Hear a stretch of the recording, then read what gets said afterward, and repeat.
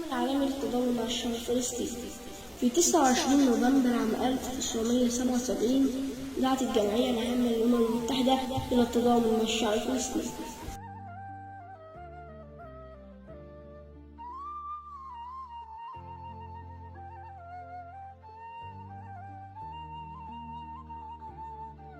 في ذلك اليوم عام 1947 اعتمدت الجمعية العامة للأمم المتحدة قرار تقسيم فلسطين مع الكيان الصهيوني بالقرار رقم 181 لسنة 1947.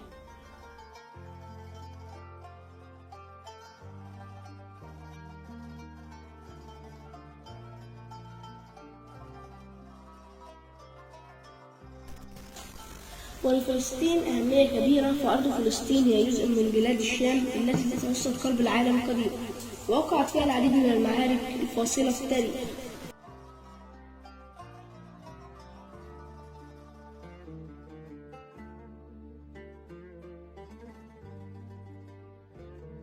حطين عام 1187 ومعركة عين جالوت عام 1260، وتحطم حلم نابليون بالسيطرة على بلاد الشام بعد فشله في احتلال عكا عام 1799 ميلادية.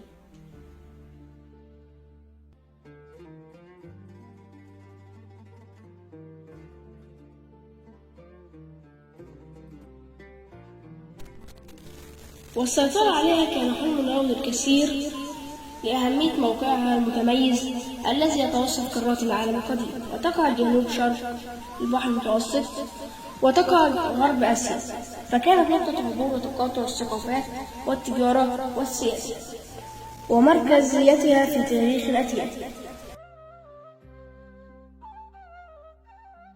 وهي أرض الإسراء والمعراج والصخرة المشرفة التي عرج فيها النبي محمد صلى الله عليه وسلم إلى السماوات العلى، والتي أصبحت مسجدا يعرف بمسجد قبة الصخرة.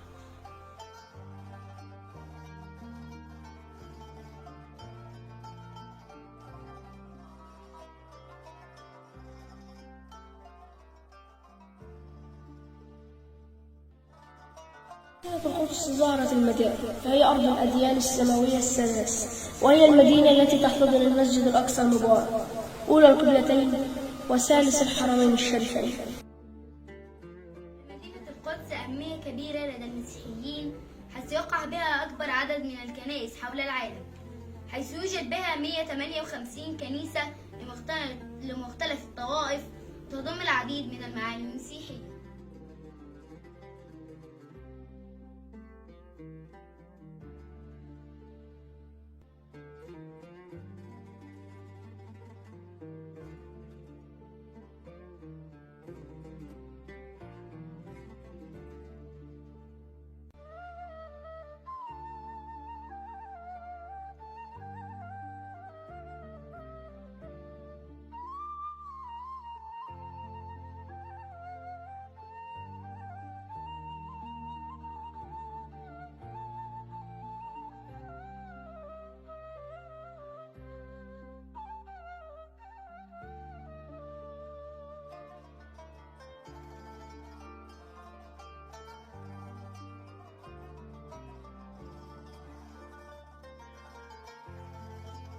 يوجد بالقدس كنيسة القيامة التي تحتوي على قبر السيد المسيح وضرب الآلام، وكنيسة السيدة مريم البتول والتي تضم قبرها، ويوجد ببيت لحم كنيسة المهد التي ولد بها عيسى عليه السلام، وهي المدينة التي تقع جنوب الضفة الغربية. أنا أعلن تضامني مع الشعب الفلسطيني.